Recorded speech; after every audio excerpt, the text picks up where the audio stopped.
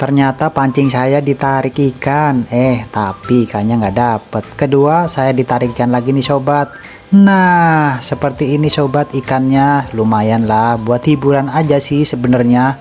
Karena ikannya terlalu kecil, jadi kita rilis lagi nih sobat. Cepat gede ya kamu, biar nanti aku pancing lagi. Tidak lama pancing saya dimakan lagi nih sobat. Buset, mantap. Tapi ini lebih kecil dari yang tadi ya. Oke, kita rilis lagi. Cepat gede ya kamu ikan. Sebenarnya masih pengen lanjut cerita nih, tapi sambaran ikan gak ada habis-habisnya nih sobat.